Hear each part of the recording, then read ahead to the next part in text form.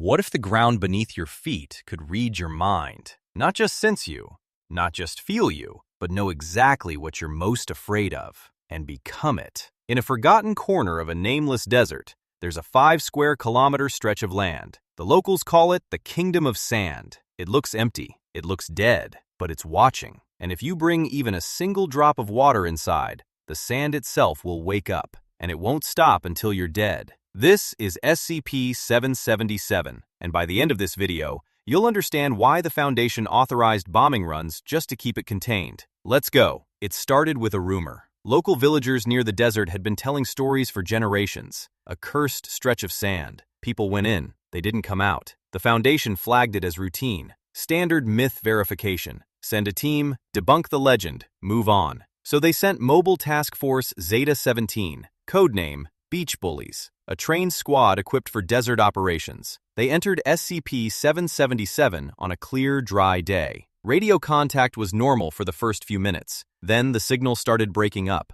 Strange interference like nothing they'd encountered before. 1 hour later, contact was lost completely. A rescue team was immediately deployed. Mobile Task Force Phi-22, the Well-Wishers. They found one person, just one, the team leader, crawling on the outskirts of SCP-777. The rest of the squad was gone. What he described was unlike anything in the Foundation's files. Buildings made of sand, oceans made of sand, animals made of sand, huge ones, and all of them hunting. But here's where it gets truly terrifying. The Foundation didn't just quarantine the area, they studied it. They brought sand samples back to the labs, and what they discovered broke every assumption they had. When any liquid touches the sand inside SCP-777, the sand comes alive. It doesn't just move randomly, it forms shapes, animal shapes. The size of the creature depends on how much sand gets wet. A splash of water? You get something small. A bucket? Something bigger. Rainfall? That's when they authorize the bombing runs. But the truly disturbing part isn't that the sand moves, it's what it becomes. The Foundation calls these sand creatures SCP-777-1, and they manifest as whatever is deadliest to the nearest living organism. Whatever is deadliest. To you, specifically. During controlled testing,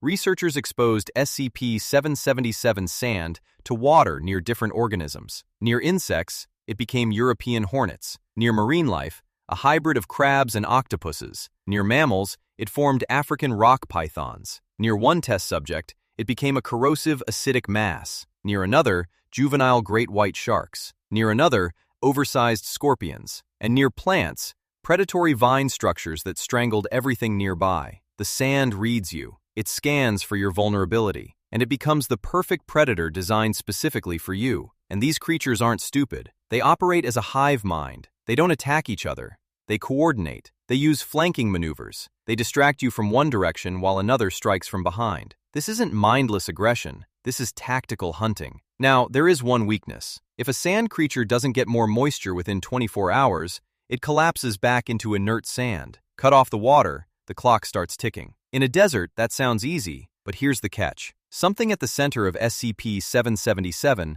is broadcasting a radio signal. The Foundation has detected it. They can't identify it. They can't locate the exact source. The survivor from Zeta-17 said when he reached the center, it was empty, but the signal was strongest there. What's generating it? Is it calling something? Is it controlling the sand? Nobody knows. The containment procedures tell you everything about how dangerous this place is. A 2-meter electrical fence surrounds the entire zone. Motion-activated turrets destroy any sand entity that tries to escape. No liquids of any kind are permitted inside the perimeter. Personnel must wear fully sealed pressure suits, and if it rains, the standing order is to call in an airstrike, bomb the entire area. That's not an exaggeration. That's the actual protocol. When rain threatens SCP-777, the response is military bombardment. Think about that. The Foundation contains reality-bending gods and interdimensional horrors, and they look at wet sand and say, bomb it. That tells you everything. And one more detail that keeps researchers up at night. Sand taken from SCP-777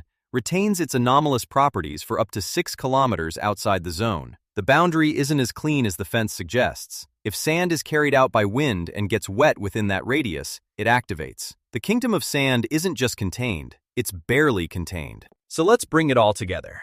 1. SCP-777 is a desert zone where sand comes alive on contact with liquid, forming aggressive creatures that hunt as a coordinated hive mind. 2. These sand entities manifest as whatever would be most lethal to the nearest living thing. The sand reads you. 3. Something at the center is broadcasting an unidentified radio signal, and the Foundation doesn't know what it is. And the only containment plan for rainfall is to bomb the desert. Next time you're at a beach, or walking through a desert, or looking at a sandbox, remember SCP-777.